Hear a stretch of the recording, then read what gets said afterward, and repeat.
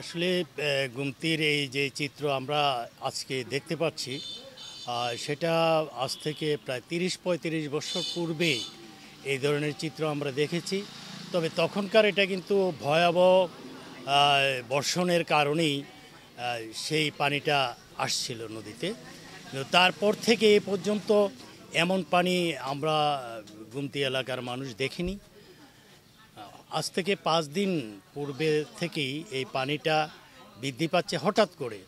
আর হঠাৎ করে বৃদ্ধি পাওয়ার কারণ হচ্ছে আপনারা সবাই জানেন যে ভারতের যে ডুম্বুর আছে প্রজেক্ট আছে, সেই প্রজেক্টের সুইচ গেটগুলো একসাথে ৫টা সুইচ গেট উঠিয়ে ফেলছে, যার কারণেই পানিটা বৃদ্ধি পাচ্ছে। এবং এখনও একটা বাঁধ ভেঙেছে, আপনারা জানেন এতে বুড়িচং উপজেলায়। এটা ভাঙার পরও পানি কিন্তু কমে নাই।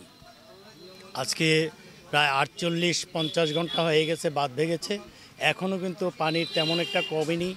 গুমতি এলাকার মানুষ প্রতিদিন রাত্রে আপনার রাস্তার উপরে বসবাস করছে এবং পাহারা দিচ্ছে। বিশেষ করে চোর ডাকাতিও বেড়ে গেছে। পানি বৃদ্ধির কারণে দেখা গেছে ঘুরতে এসে পানি দেখতে এসে চুরি ডাকাতি করছে, যার কারণে এলাকার মানুষ ও যুব সমাজ, ছাত্র সমাজ আপনার তাদেরকে রাত্রিভর পাহারা দিয়ে যাচ্ছে। আমি নিজেও কালকে এই কয়েকদিনই কালকেও রাত্রে প্রায় ৩টার দিকে বাসায় গেছি। আসলে গুমতির পানিতে যারা বন্দী হয়ে আসছে তারা খুব কষ্টে আছে। তাদের হান্ডি পাতিল থেকে শুরু করে কোনো মালামালই তারা বাড়ি থেকে বের করতে পারেনি, যার জন্য তারা খুবই কষ্টে আছে। তো আমার একটা অনুরোধ থাকবে আমাদের সমাজপতি বা সামাজিক যে সংগঠনগুলো আছেন, ওনারা যেন তাদের প্রতি সুদৃষ্টি রাখেন।